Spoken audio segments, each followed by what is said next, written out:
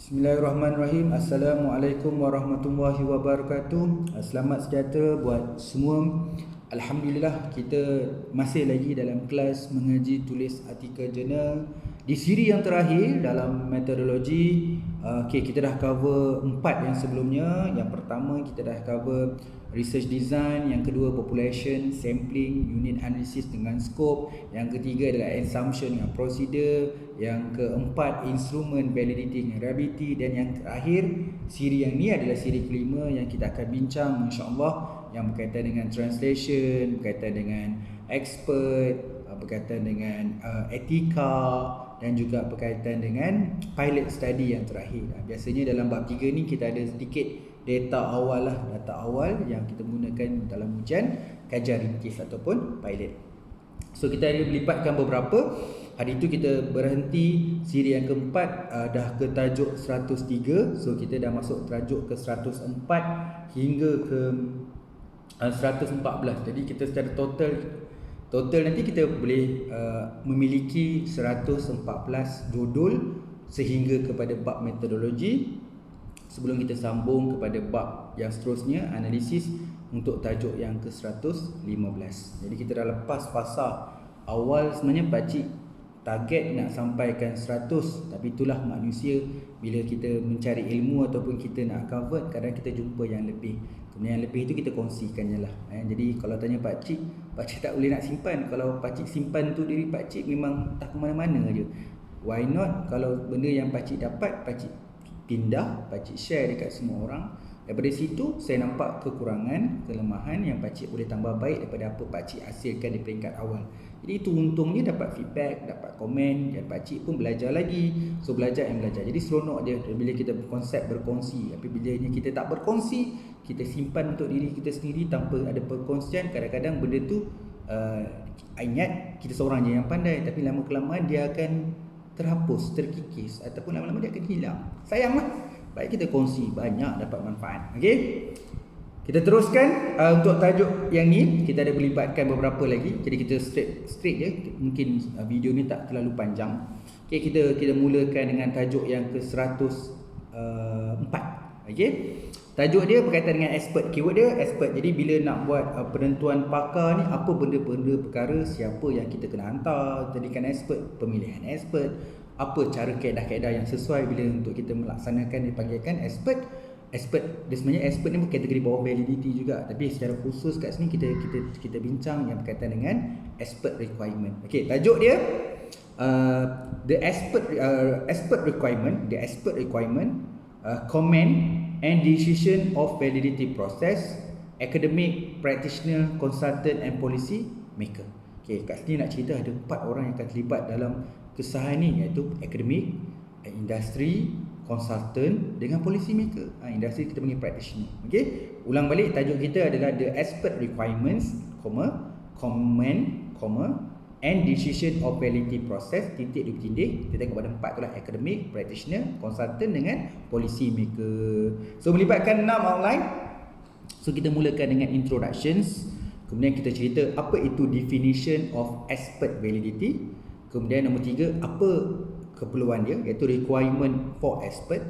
Nombor 4, constructive comment from expert, apa bentuk-bentuk komen yang kita dapat daripada expert. Kemudian nombor 5 adalah decision process, iaitu remain or the improvement. Bila kita dapat komen daripada expert, so ada perkara-perkara yang kekal, ada perkara-perkara yang perlu ditambah baik. Jadi kita sebagai researcher yang membangunkan satu instrumen ataupun apa-apalah yang kita bangun, kita kena refer pada expert. Lepas kita dapat komen tu, penambahbaikan perlu dilaksanakan. Macam mana penambahbaikan yang kita boleh buat. Kemudian conclusion. Jadi dari segi pelaporan tu dia ada beberapa teknik. Jadi artikel ni bantu sekiranya kita nak belajar macam mana kita nak buat satu proses dalam kesahan pakar tu.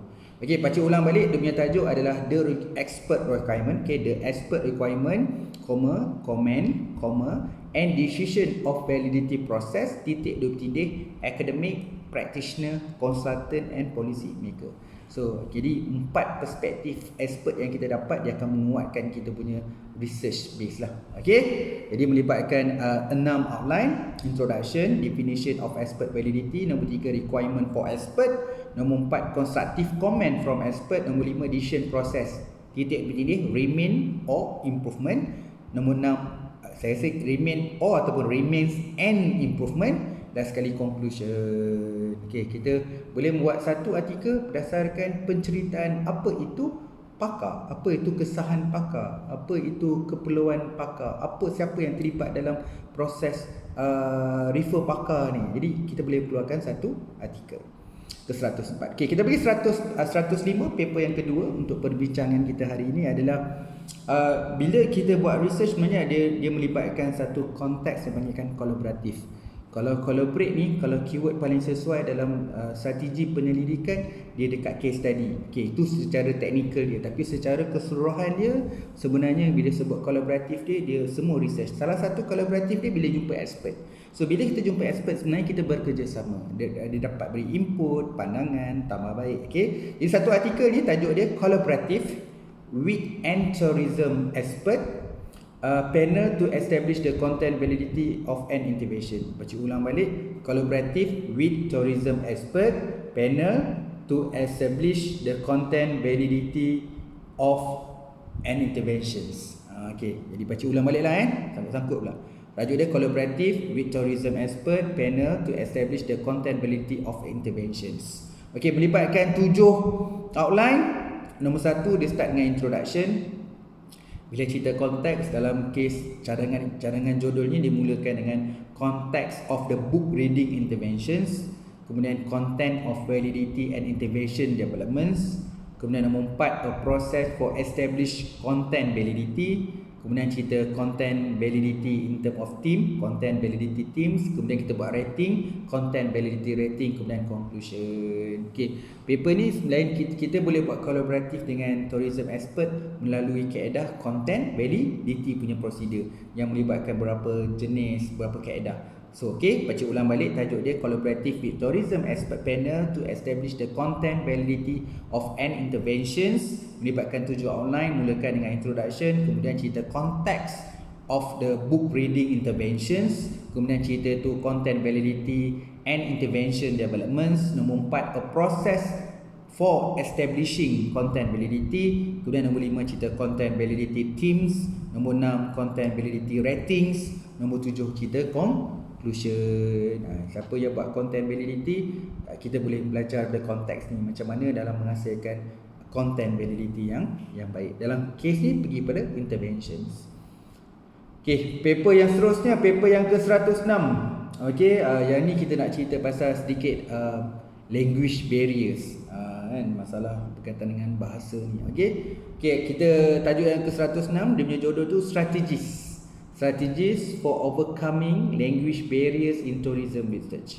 So kita punya tajuk Strategy for overcoming language barrier in tourism research. So kita ada 7 outline.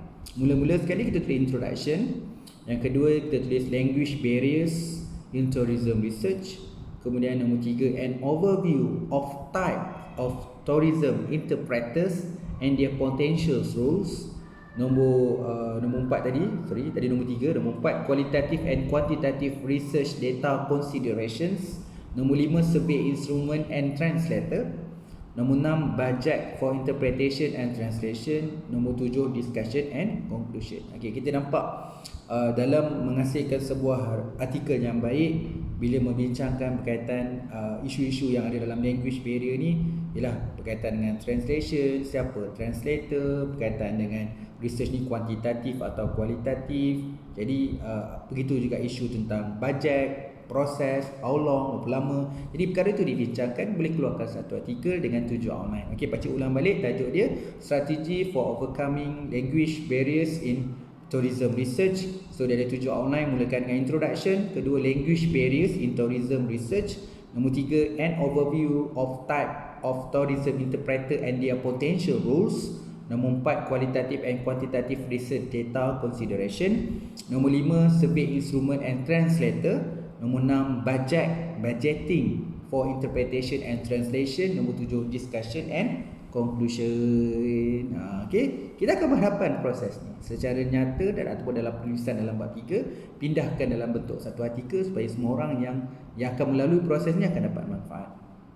Okey, kemudian kita masih lagi dalam konteks Tadi language melibatkan juga isu translation, tapi yang ni paper ni kita akan specific on the translations. Okay, tajuk dia adalah Translations of the Tourism Research. Okay, Translations of Tourism Research Instruments. Titik dua bertindih, Research Process, Pitfalls and Challenge. Okay, tajuk dia Translation of Tourism Research Instruments. Titik dua bertindih, Research Process, Pitfalls and Challenge. Jadi kita ada introduction, outline dia. Nombor 2, type of translation method and translation process. So kita akan cerita translation method dengan translation process. Kemudian kita akan cerita methods for for testing translate research instruments, kualitatif and kuantitatif. Macam mana kita nak translate research instrument ni, sama ada dalam kuantitatif ataupun kualitatif. Nombor 4, challenge and method. Okay, challenge and method to minimize error in translation conclusion. So ini cerita pasal aspek translation. Kita faham apa yang berlaku dalam proses translation, apa isu-isu dia, apa masalah dia, apa benda yang perlu ditest dan sebagainya, apa tugas-tugas proses-proses yang perlu diguna untuk minimiskan error juga. Jadi tajuk dia Translation of Tourism Research Instrument, Research Process, Pitfalls and Challenge.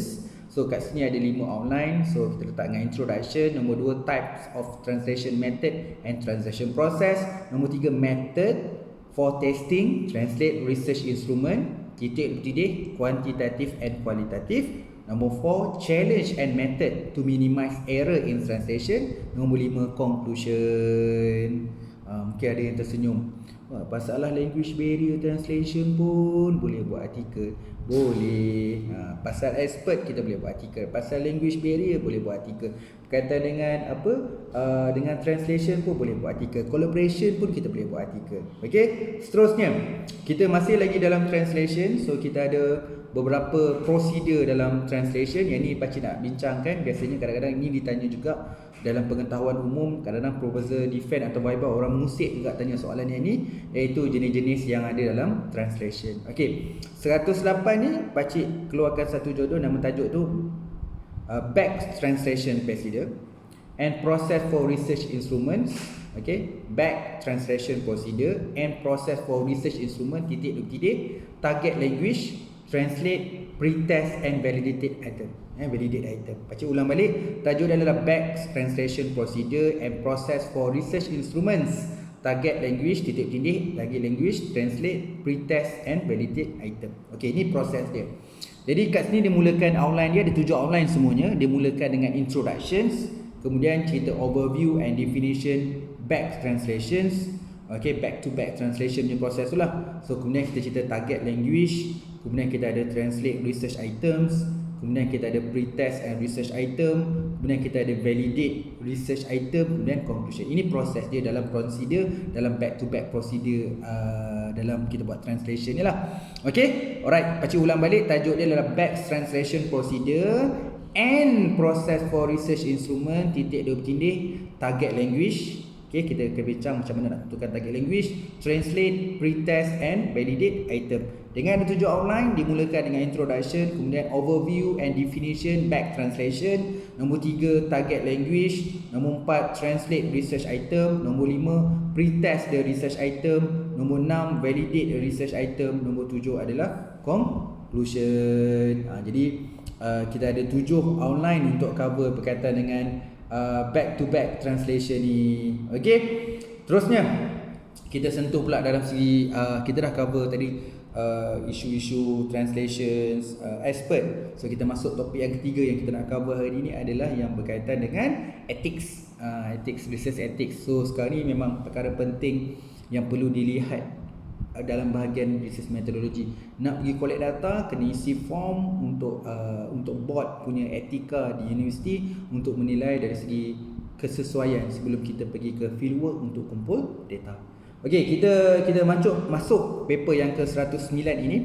So tajuk dia lah Research Ethics Considerations for Tourism Research. So ada 3 perkara yang dibincangkan: research, titik dua bertindih, procedure, integrity and application. So pakcik ulang balik, tajuk dia adalah Research Ethics Consideration for Tourism Research, titik dua bertindih, procedure, integrity and applications. Okey, jadi dia melibatkan 6 outline. So dia mulakan dengan introductions.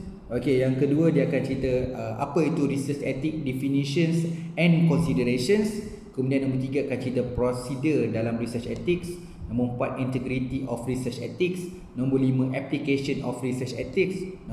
Terakhir nombor 6, conclusion. Okey, tajuk kita research ethics considerations for tourism research. Nombor 1 melibatkan prosedur, kita bertindih prosedur. Kedua, integrity. Yang ketiga adalah applications. So outline dia melibatkan 6 outline, mulakan dengan introduction, research ethics, definition and consideration. Nombor 3, procedure of research ethics. Nombor 4, integrity of research ethics. Nombor 5, application of research ethics. Yang terakhir 6, conclusion. Okay, so ni paper yang berkaitan dengan bagaimana ethics itu sendiri yang tertulis dalam bab 3 boleh dikeluarkan menjadi satu artikel jurnal. Okey, seterusnya kita masih lagi dalam konteks research ethics. Kita ada lagi ada beberapa lagi. Okey, kita yang ke-110 ni masih tema dia research ethics. Tajuk dia A Review of Research Ethics in Internet Based Research for Tourism Research. So sekarang ni kita banyak ambil bahan-bahan daripada internet, penyelidikan daripada bahan-bahan internet. So ada benda-benda ethics yang kita kena check sesuai atau tidak sesuai digunakan dalam kajian kita. Okay, ini paper yang bagus untuk you all baca dan kita pun menulis untuk jadikan artikel. Okay, tajuk dia A Review of Research Ethics in Internet Based Research for Tourism Research. Okay, ada 5 outline. Mulakan dulu dengan introduction, kemudian cerita public and private space. Okay, nombor 2 tu ceritalah private and public space. Public and private space. Nombor 3, risiko, risk and internet based research participants. Nombor 4, internet based research and informed concerns. Kemudian nombor 5 adalah conclusion. So ini proses yang perlu kita lalui dalam bila kita buat internet based research. Okey, ataupun dipanggil sebagai IBR. Okey. Kat sini tajuk dia A Review of a Research Ethics in Internet Based Research for Tourism Research. Ada 5 outline. Mulakan dengan introduction. Kemudian nombor 2, public and private space. Nombor 3, cerita risk and internet based research participants. Nombor 4, internet based research and informed concerns. Nombor 5 adalah conclusion. So kita ada 5 perkara yang kita boleh tulis jadikan outline dalam membangunkan satu artikel atau kita buat review tentang etika penyelidikan yang based pada internet based research. Okey. Seterusnya paper ke-111 masih lagi ethics. So macam mana kita bincangkan dari segi orang yang terlibat dalam buat ethics ni. Okey, contohnya board dia dan sebagainya. Okey. Kat sini tajuk dia Ethics in Tourism Research. Jadi maksudnya etika dalam penyelidikan dalam pelancongan. Okey, kalau nak buat research, apa perkara-perkara etika penyelidikan yang kita kena ambil tahu. Okey, jadi tajuk dia Ethics in Tourism Research, review board, ethical issues and researcher development. Jadi itu satu perspektif yang perlu ada dalam menghasilkan ataupun dalam membincangkan tentang etika dalam penyelidikan. Jadi melibatkan 7 outline. Yang pertama adalah introductions, yang kedua cerita ethics review board. Okey, ramai yang nak tahu yang ni. Kemudian nombor 3, tourism research and wider ethical issue. So apa-apa ethical issue yang wujud dalam tourism research ni. Nombor 4, ethics in tourism research.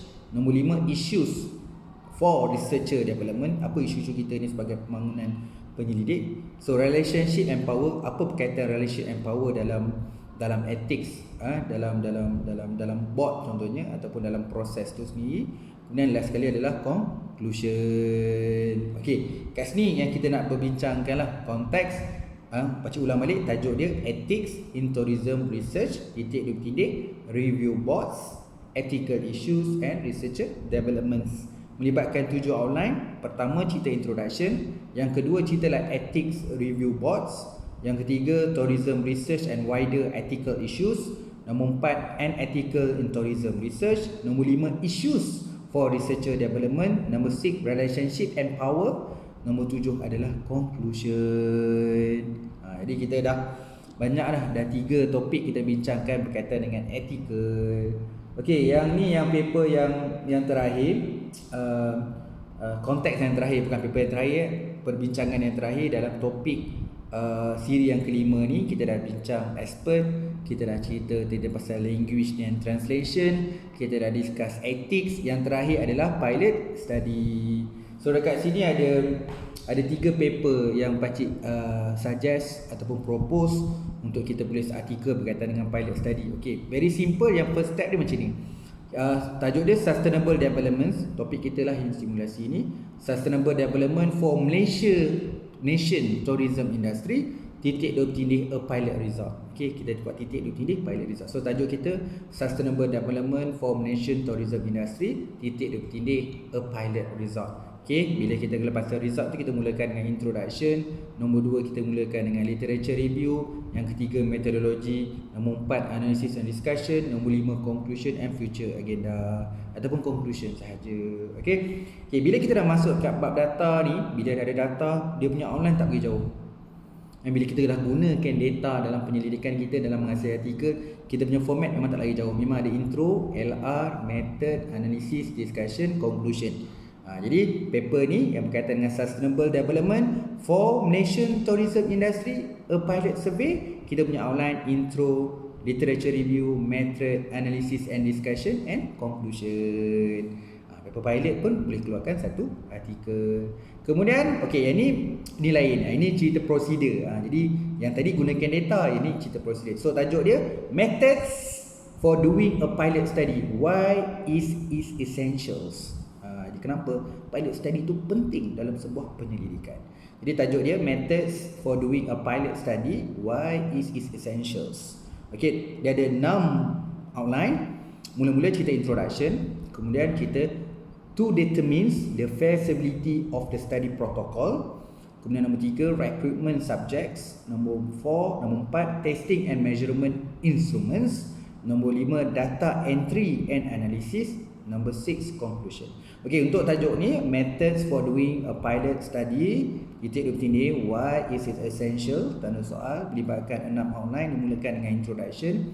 Nombor 2 to determine the feasibility of the study protocol. Nombor 3 recruitment subjects. Nombor 4 testing the measurement instruments.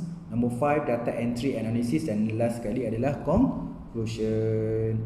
Okey, paper yang terakhir. Okey, yang terakhir ni tajuk dia adalah yang ke-114. Jadi kita dah sampai habis ke 114. Topik dia adalah step in conducting the pilot study, interview in qualitative research. So baca ulang balik. Step in conducting the pilot study, titik dua tindih interview in qualitative research. Ini pun kadang-kadang pakcik selalu gurau. Dalam kualitatif kena buat pilot tak? Ada yang jawab ya, ada yang jawab tak. Biasanya dia jawab tak payah, sebab kita buat kuali bukan buat kuanti. Okey, bila disebut pilot, antara yang paling sesuai untuk kita buat pilot dalam kualitatif adalah interview. Kita pergi buat penyelidikan seminar, kita kena buat pilot dulu dengan soalan-soalan, dengan protokol interview kita, supaya orang yang kita bakal interview nanti faham soalan tu. Jadi kita buatlah pilot dulu. Kan dalam apa-apa keadaan bila buat decision making, kita memang ada konteks namanya pilot. Kita buat dulu sebelum kita berhadapan dengan kajian seminar. Kawalan masa, cara kita warm up untuk tanyakan soalan, kita nak tengok macam mana reaksi awal orang yang dapat terima soalan-soalan ni, macam mana dia dapat menjawab soalan tu, adakah soalan dia faham semua. Itu tujuan dia kita buat pilot. Okey, jadi paper yang terakhir ni, step in conducting the pilot study, titik dua tindih interview in qualitative research. Tajuk dia step in conducting the pilot study, titik dua tindih interview in qualitative research. So ada 6 outline, mulakan dengan introduction. Kemudian nombor 2 determine clearly interview questions. Nombor 3 the initial interview question review by expert. Nombor 4 selecting the participants pilot for an interview. Nombor 5 report the modification makes atau conclusion. Okey, melibatkan 5 outline, introduction, determine clear interview question. Nombor 3 the initial interview question by review by expert. Nombor 4 selecting a participant pilot for the interview.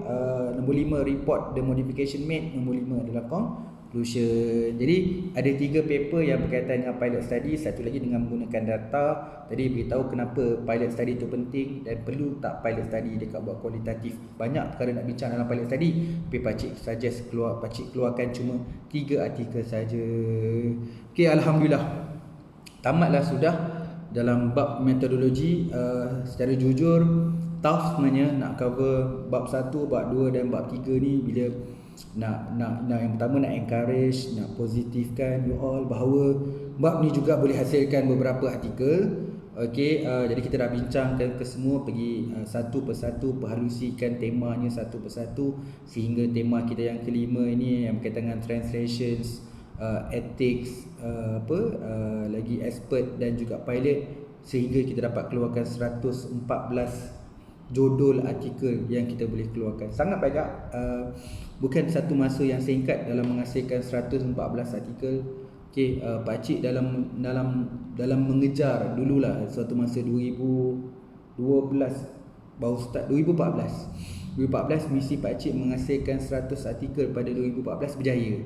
Maksudnya pakcik ada artikel 100 artikel pada tahun 2014 tu berjaya, tapi masa itu pakcik banyak kekurangan, sangat banyak kekurangan.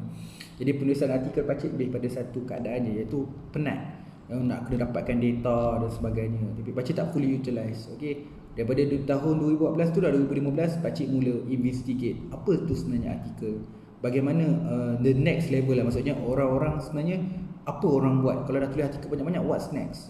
So pakcik dapatlah tune tu.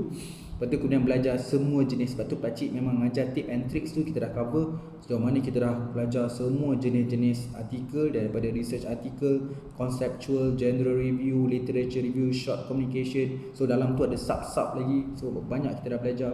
So macam mana kita boleh fully utilize, something like macam siapa audience, artikel macam mana banyak orang citation, publisher nak apa, chief editor nak apa. Jadi kita belajar semua perkara tu dalam menghasilkan semua artikel. Okey, jangan lupakan tips kita. Saya dah lupa dah 58 tu, 50x. Tips tu, yang tip and tricks. Okey, kita dah belajar jenis-jenis artikel. So tu sangat-sangat penting dalam menguasai kelas artikel jurnal ni untuk level 1 ni. So pakcik nak pergi lebih kompleks lepas ni, sebab kat sini pakcik cuma letak outline. Kita tak membincangkan kualiti penulisan lagi secara terperinci. Bagaimana ayat-ayat menarik. Mungkin di situ nanti pakcik akan ambil petikan mana-mana perenggan yang baik. Okey, ini bagus kalau buat paper dekat bab 1, ni contoh ayat yang bagus nak cerita dalam problem statement. Ayat-ayat bagus dalam problem statement. So kita akan belajar dari segi pembinaan ayat dalam untuk level 2. Kebanyakan lah sambil-sambil dia belajar level 2, kita belajar bina ayat. Tu yang tu level 2. Okey, sekali lagi mohon maaf atas kekurangan dan kesilapan, sehingga kita dapat menghasilkan 100 judul, secara totalnya 114. Begitu cepat masa berlalu, kita dah habis bab 1, bab 2 dan bab 3. So kita akan temu lagi dalam next class untuk perbincangan dalam bab analisis. Agak santai sedikit bagi saya dan agak terlalu luas untuk membincangkan analisis data, sebab semua orang ada research masing-masing, bidang masing-masing, ilmu masing-masing. Cuma pakcik mungkin nak tunjuk sikit bagaimana dan mungkin weightage, mungkin bagaimana seseorang tu dapat menghasilkan artikel jurnal yang dengan ada data. Okey, tapi kalau outline tanya saya tak berubah. Okey, dia outline dia tetap intro, LR, method, analysis, discussion, conclusion. Dia tidak ada banyak perbezaan. Pakcik pun dah kongsi dari kelas-kelas sebelum ni, salah satu kelebihan dalam menghasilkan artikel original contohnya kena ada appendix. So kita letak jadual, kuestionnaire dan sebagainya. Okay, tak apalah, nanti pakcik fikirkan sama-sama bagaimana nak susun balik kelas kita yang berkaitan dengan analisis tu. Sebelumnya kita akan masuk pada bab 5. Pakcik tak sabar bab 5 sebenarnya, sebab bab 5 tu jarang orang tulis artikel kan. Jadi kita fikirkan apa the best thing yang kita boleh keluar pada bab 5, keluarkan artikel. Okey, sekali lagi pakcik mohon maaf atas segala kekurangan, kesilapan dalam menyampaikan ilmu yang ke siri kelima metodologi. Semoga semua dapat manfaat. Pakcik doakan semoga semua berjaya, sukses dan dipermudahkan segala urusan, insya-Allah. Okey, kita berjumpa lagi untuk siri yang akan datang, iaitu bagaimana menulis artikel daripada sebuah tesis atau research grant dalam bab analisis bahagian 1. Assalamualaikum warahmatullahi wabarakatuh dan selamat malam.